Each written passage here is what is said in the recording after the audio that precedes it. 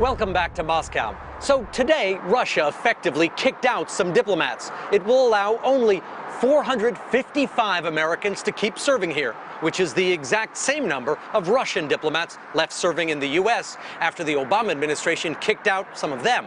This kind of tit for tat is nothing new. Neither is the fact that some embassy staff are really just spies under what's called official cover. Everyone knows it, it's just part of the game. And today's action from the Russians is only the latest move in that game, which has been going on for decades. It's a game the US and Russia have been playing for decades. In the Cold War days, Mad Magazine called it spy versus spy. But the truth is, it was always the Russians who excelled at cloak and dagger to turn Americans into Russian agents.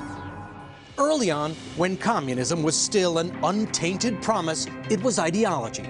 That's what worked with Alger Hiss, the diplomat who accompanied FDR to the Yalta Conference, and later went on to become the Secretary General of the conference that founded the UN. Hiss was exposed by Time magazine editor and former columnist Whittaker Chambers. Mr. Hiss is lying. I am not, and never have been, a member of the Communist Party. Chambers then led federal agents to his Maryland farm, where, out of a pumpkin patch, he pulled 5 rolls of film containing secret documents from the State Department. Secrets he claimed he got from Alger Hiss. Hiss was eventually sentenced to 5 years in prison for perjury.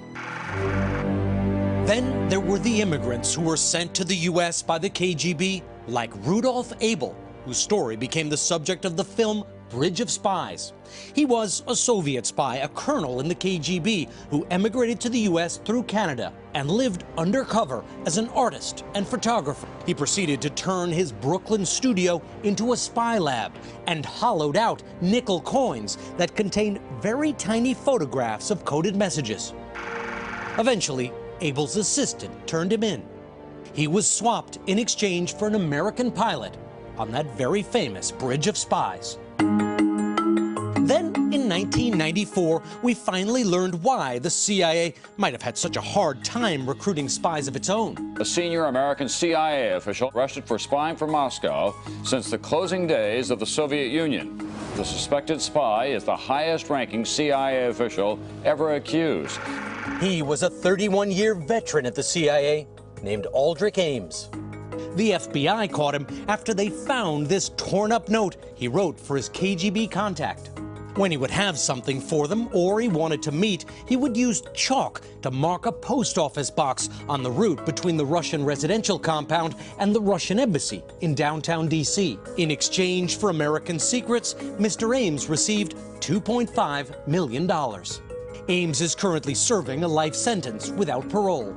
He had burned more CIA agents than any other spy in U.S. history, until this guy. Tonight, the FBI has under lock and key one of its own, a veteran FBI agent with access to the most sensitive and highly classified information in the United States government. Robert Hanssen was responsible for keeping tabs and capturing Russian spies in the U.S. In 1985, he sent an anonymous note volunteering his services to the KGB in exchange for $100,000 in cash. He picked his own dead drops, where he could leave packages for his handlers. He provided the Russians with more than 24 computer disks and more than 6,000 pages of valuable material. In exchange for the information, Mr. Hanssen was paid $1.5 million. He is currently serving 15 life sentences in a supermax prison in Florence, Colorado. When the Cold War ended, the Russians were consumed with the total economic collapse that followed, and Americans were happy to declare victory and move on. But in Russia, a former KGB agent, Vladimir Putin, came to power and made rebuilding and re-energizing the spy agencies a top priority. Moscow still had some assets left over from the old days. You can control what you do. If you think that the Americans is the stuff of fantasy, think again. This is the takedown of a ring of Russian spies operating deep undercover. The Russians were sent here as individuals. They paired up, got married, and posed as the folks next door. 10 people were arrested, including 4 couples. And Moscow was sending in new spies, too. In 2015, in New York, 3 Russian agents were caught red-handed after the FBI fed them fake secret documents in binders that had hidden microphones. So the FBI got to listen to everything they said at the Residentura. One of the things they talked about was their efforts to recruit agents, including one described in the criminal complaint against 3 Russians as a male approached on or about April 8, 2013, as intelligence source. They were frustrated with this guy. They called him an idiot, but he proceeded to hand over documents to one of the spies. That year, the FBI paid that American male a visit. That male was a future Trump campaign foreign policy advisor, Carter Page. And last year, Putin launched the biggest spy game yet, a multi-pronged attack on American democracy that some have called the political equivalent of 9/11. The game is on, and the stakes have never been higher. Putin was once asked what he was an expert at. Reading people was his answer. It's a skill he developed at the KGB and is putting to use on the world stage.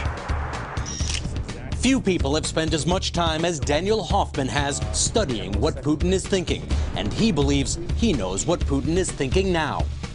The Russians have a saying, it's «бесплатный сыр бывает только в мышеловке». Means that free cheese can only be found in a mousetrap.